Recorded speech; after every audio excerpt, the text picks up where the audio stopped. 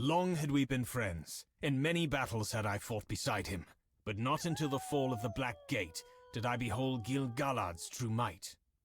It was upon the battle plain of Dagolad, where for months we had spent our blood against the enemy, that at last I understood the Elven King's power. Through smoke and blood we pressed, but against Mordor's gates, even the Great Alliance broke like waves upon the strand. Though we long strove, besting even the Dark Lord's mightiest servants, those fell ramparts yielded not. Surely the halls of Barad-dûr rang with Sauron's laughter at our despair. A shadow fell upon Gil-galad's brow as we met that morn, above fields sown with the dead, and gazed upon that grim bastion. Never in all our days together had I seen him in a mood so grim. "It has come to this, then," he said, leaning upon Aeglos, his spear. "Since first we rode to war, I have dreaded this day. We men who stood with him did not yet understand, but Gil-galad's captains knew, and they sorrowed. They sought to discourage him, but he would not be daunted. And so, though it pained them, Elrond and Círdan both came forward. Each bore in his hand a golden ring, the Lord of Imladris's set with a gem of deepest blue, the shipwright's with a stone of flaming red. These, Gil-galad said, are Vilya and Narya, two of the three great rings saved from Sauron's vengeance when he brought Eregion to ruin. Celebrimbor vouchsafed them to me ere his death, then I to those I trusted, for I feared that I might be tempted to use them.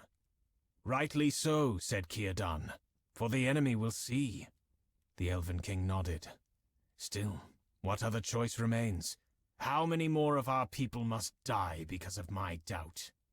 Yet to don both, Elrond said. Never did even the mightiest of the Gwaith Myrdain dare to wear two. But Gil-galad's mind was set, and he would not be swayed. He took those dread jewels, and standing on the stony hilltop above the plain's foul reek, slipped them on his fingers, each to one hand. They blazed bright as stars, crimson and sapphire, and he too shone, silver white. This, then, was the unveiled wrath of the Eldar, not seen in Middle-earth since the Elder days. A silence fell upon the Dagolad, as Gil-galad raised his hands and spoke words of power. Lachalagos dan in Enin-Vian. At his beckoning, the storm came. A vast column of fire and rushing wind that fell like a hammer from the rack above.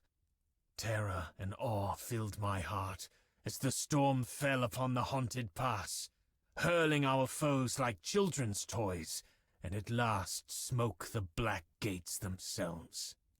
The battlements, which had for so long withstood all our cunning and strength, rent asunder with a roar, and were flung to the earth as splinters and dust. So at last was the land of shadows laid bare, but Gil-galad's eyes filled not with triumph, but with anguish. He sank to his knees, and Elrond and Círdan at once took hold of him.